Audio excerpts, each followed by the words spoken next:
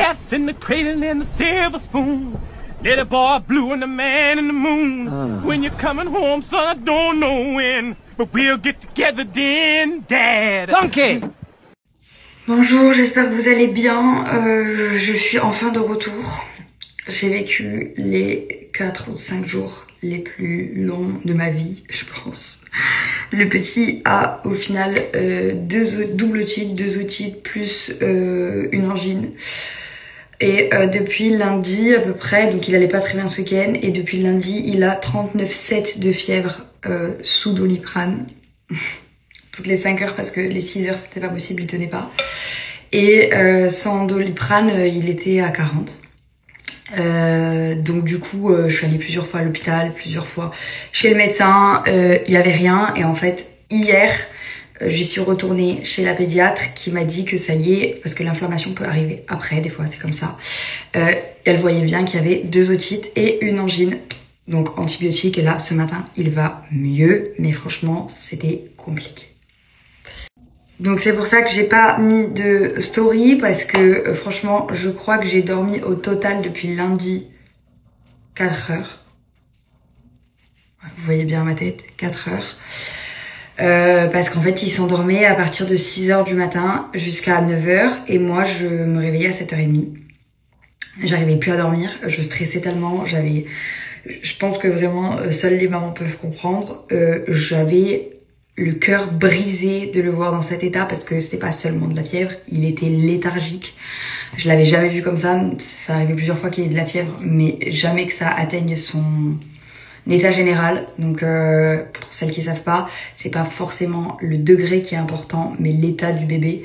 Donc il peut avoir 40 et super bien le supporter, ça sera rien, mais s'il a 38,5 et qu'il le supporte mal, ça peut être grave. Donc il faut vraiment faire attention à l'état, et là il avait les deux, donc c'était compliqué mentalement et physiquement.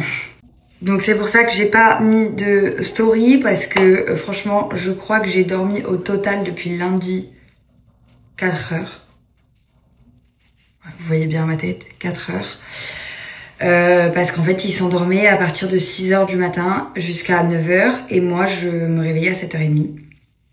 J'arrivais plus à dormir, je stressais tellement, je pense que vraiment seules les mamans peuvent comprendre, j'avais le cœur brisé de le voir dans cet état, parce que c'était pas seulement de la fièvre, il était léthargique. Je l'avais jamais vu comme ça, ça arrivait plusieurs fois qu'il y ait de la fièvre, mais jamais que ça atteigne son état général. Donc pour celles qui savent pas, c'est pas forcément le degré qui est important, mais l'état du bébé. Donc il peut avoir 40 et super bien le supporter, ça sera rien, mais s'il a 38,5 et qu'il le supporte mal, ça peut être grave. Donc il faut vraiment faire attention à l'état, et là il avait les deux, donc c'était compliqué mentalement et physiquement. Bon, après cette longue aparté, franchement j'aurais aimé vous faire cette longue aparté en même temps que je me maquille, mais je vous le dis, j'ai la flemme, je suis morte de fatigue, je ne tiens plus debout. Sauf que je ne vais pas aller me coucher, puisque je pars à Paris. Ça fait plusieurs jours que je décale, parce que je ne pouvais absolument pas laisser mon fils comme ça. Maintenant qu'il va mieux et qu'il est sous antibiotiques et qu'il a clairement plus de fièvre du tout depuis cette nuit, je peux partir. J'ai été invitée par un grand hôtel parisien. J'ai trop hâte, je vais tout vous vlogger, je vais tout vous filmer. Désolée, mon entrain n'est pas comparable avec mon entrain intérieur, mais vraiment je n'ai plus de force. Et en plus j'ai plein de boulot, j'ai plein de rendez-vous, donc je reste jusqu'à dimanche. Donc je pars aujourd'hui, je suis sur Paris jusqu'à dimanche. J'ai trop hâte de faire tout ce que j'ai à faire. Donc voilà, je vais tout vous filmer de toute façon.